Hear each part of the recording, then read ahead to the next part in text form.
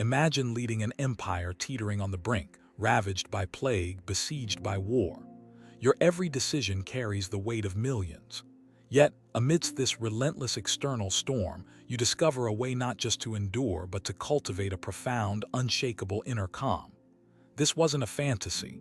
It was the reality for one Roman emperor whose private thoughts, never meant for us, hold a potent key to tranquility. What did he know that we've forgotten? In our own age of constant information, uncertainty, and overwhelming pressure, the search for genuine peace feels more urgent than ever. We grasp at fleeting comforts, yet deep, resilient calm remains elusive. What if the strategies needed weren't New Age inventions, but ancient disciplines forged in the crucible of true imperial crisis? The secret wasn't about controlling the external world, an impossible task even for an emperor.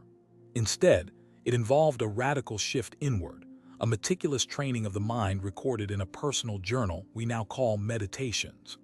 This wasn't a philosophical treatise for public consumption, but raw, honest self-instruction penned during campaigns and crises. It reveals a counterintuitive path, finding strength not by changing the world, but by mastering our perception of it. Forget fleeting distractions or positive thinking platitudes.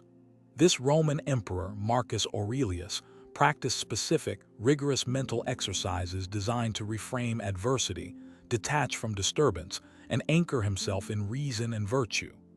These weren't mere thoughts. They were tools, practical techniques for dissecting emotions, accepting fate, and clarifying purpose amidst the fog of war and responsibility.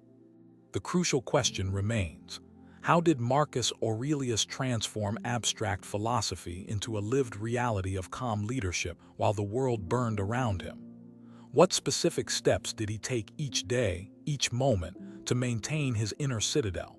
More importantly, can these ancient strategies genuinely work for us, navigating the complexities of modern life? Marcus Aurelius Antoninus reigned as Roman emperor from 161 to 180 AD. Unlike many rulers consumed by power, he was also a devoted student of Stoic philosophy.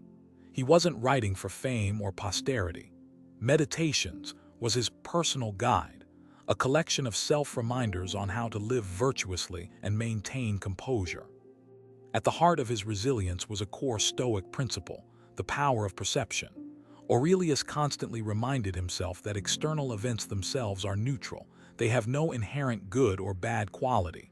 It is our judgment about these events, our internal interpretation, that causes distress, fear, or anger. Things have no hold on the soul, he wrote. It is we who generate the judgments. This insight forms the bedrock of his approach to inner peace. Understanding this distinction changes everything. If our suffering stems not from events but from our reactions, then the path to peace lies not in changing the world, which is often impossible, but in changing our minds. This doesn't mean suppressing emotions, but rather examining the beliefs and judgments that fuel them. Aurelius practiced dissecting his impressions, asking, "Is this event truly harmful, or is it my interpretation that makes it seem so?" Closely linked to managing perception is the Stoic concept of Amor Fati, the love of fate. This doesn't mean passive resignation, but an active embrace of reality as it is. Aurelius urged himself to accept everything that happens, even adversity, as a necessary part of the cosmic order, woven into the fabric of existence. Fighting against the inevitable only creates friction and suffering. Accepting it, even welcoming it as material for virtue, leads to tranquility. This acceptance extends to understanding our place within the vastness of the cosmos and the shortness of human life. Aurelius frequently zoomed out, contemplating the infinite universe and the ephemeral nature of individual concerns. Seeing his own problems, even imperial ones, against this grand scale helped diminish their perceived weight. Another pillar of Aurelius's practice was focusing relentlessly on the present moment. The past is gone, the future uncertain, only the present is within our grasp. Worrying about what might happen or ruminating on what already occurred is a waste of vital energy. He trained himself to anchor his attention firmly in the here and now, attending fully to the task at hand, the person before him, or the decision required, without being distracted by anxieties or regrets. This present moment awareness isn't about emptying the mind but directing it purposefully. It means engaging with the current reality using reason and virtue. When faced with a challenge, the Stoic asks, "What does this situation require of me now? What virtuous action can I take now?" This focus channels energy into constructive response rather than dissipating it in mental time travel, fostering effectiveness alongside tranquility. It's about doing the present task well, with full attention. Central to Stoicism and Aurelius's practice is the concept of living in accordance with nature, both human nature as rational beings and the nature of the cosmos as an ordered system. For humans, this means living according to reason and virtue. Our unique capacity for rational thought allows us to understand the world and our place in it, and to choose actions that align with the common good and our own inner principles. This alignment is itself a source of deep satisfaction and peace. This alignment finds concrete expression through the four cardinal Stoic virtues: wisdom, understanding what is good, bad, and indifferent; justice, treating others fairly and contributing to the common good; courage, facing difficulties, pain, and fear rationally; and temperance, moderating desires and impulses. Aurelius constantly examined his thoughts and actions against these virtues. Wisdom, the chief virtue, involves accurately perceiving reality, understanding the difference between what is within our control, our thoughts, judgments, actions, and what is not external events, others' actions, health, reputation. Focusing energy solely on the former is the key to avoiding frustration and maintaining inner stability. True wisdom lies in this discernment, guiding us to act rightly within the sphere of our influence and accept what lies beyond it. Justice, for the Stoics, extends beyond legal fairness. It's about recognizing our shared humanity and acting for the common good. Aurelius, as emperor, felt this responsibility acutely. He reminded himself that we are social creatures, born for cooperation. Acting justly, kindly, and helpfully towards others, even those who wrong us, aligns with our rational nature and contributes to a well-ordered inner life. Injustice harms the perpetrator's soul more than the victim. Courage is not the absence of fear, but the rational judgment that some things, like acting virtuously, are more important than avoiding potential pain or danger. It involves facing hardship, illness, loss, and even death with composure, guided by reason rather than ruled by emotion. Aurelius, facing war and plague, practiced this daily, reminding himself that true harm lies only in abandoning one's principles, not in suffering external misfortunes. Temperance, or moderation, involves mastering desires and appetites, seeking balance and avoiding excess in all things: pleasure, possessions, emotions. It's about living simply and rationally, finding contentment in what is necessary and natural, rather than being enslaved by fleeting desires. For Aurelius, this meant resisting the temptations of imperial luxury and power, focusing instead on the health of his soul and the fulfillment of his duties. Beyond these core principles, Aurelius employed practical mental exercises. One powerful technique was premeditatio malorum, or the premeditation of evils. This involves regularly contemplating potential future misfortunes, loss, illness, betrayal, failure. The goal isn't to cause anxiety, but to mentally prepare, reducing the shock and emotional impact if these events actually occur. It inoculates the mind against adversity, reminding us of our resilience. By visualizing worst-case scenarios, we appreciate what we currently have more deeply. It also allows us to rehearse our rational response. If this happens, how will I act virtuously? How will I apply Stoic principles?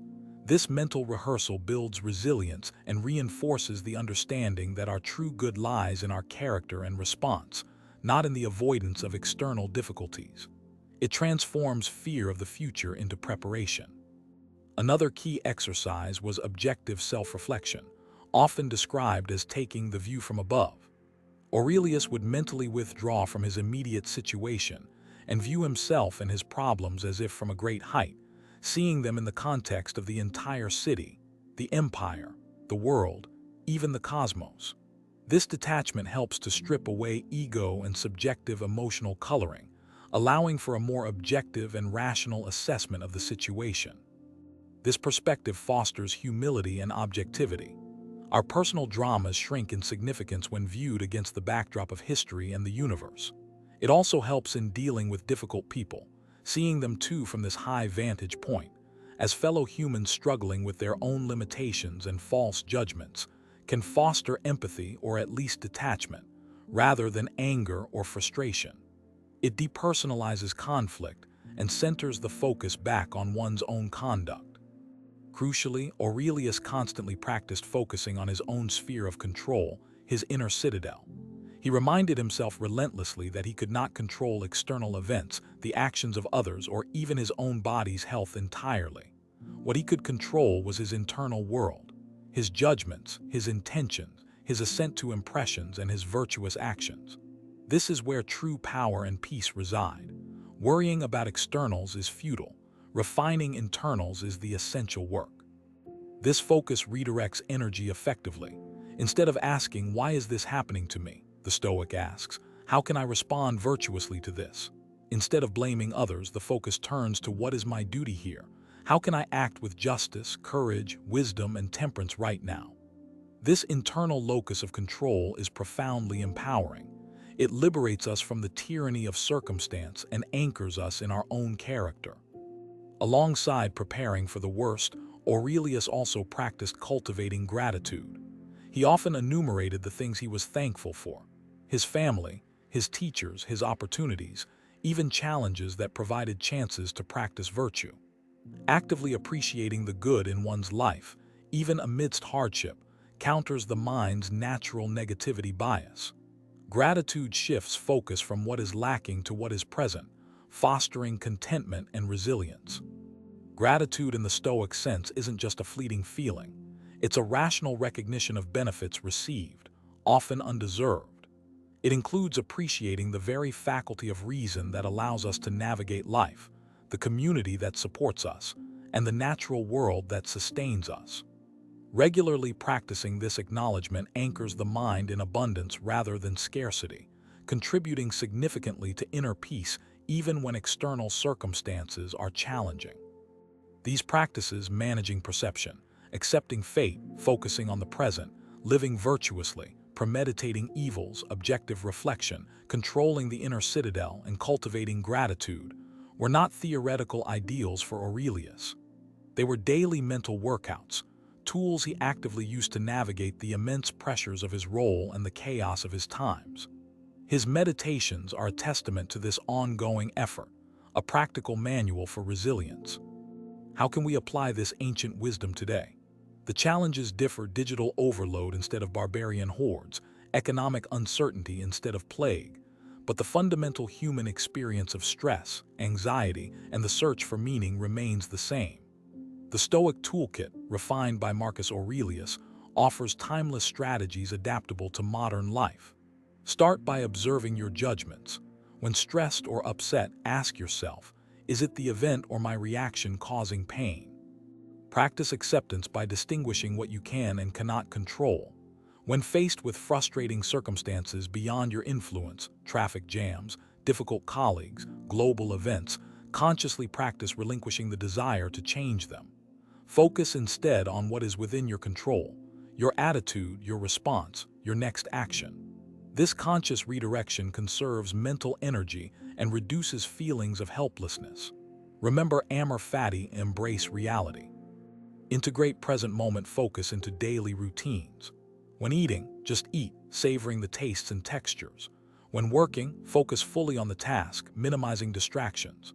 When talking with someone, truly listen without planning your reply. Anchor yourself periodically throughout the day by noticing your breath or the sensations in your body.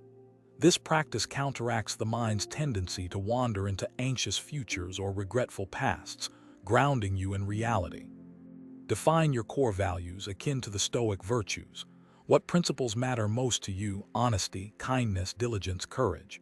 In challenging situations, consciously choose actions aligned with these values, regardless of difficulty or external approval. Let your character be your guide. Ask yourself, what would the best version of myself do right now? This internal compass provides stability and self-respect, which are immune to external fluctuations. Experiment with negative visualization in small doses. Briefly consider potential setbacks related to your goals or daily life. Imagine how you would cope, what resources you have, how you could respond virtuously. This isn't morbid, it's strategic preparation. It can lessen the fear of failure and increase appreciation for your current situation. Remember Marcus, writing amidst war, likely contemplated far worse scenarios daily to strengthen his resolve. Practice objective reflection regularly. Set aside time, perhaps journaling like Aurelius, to review your day or specific events. Try to describe things factually, without emotional language or blame.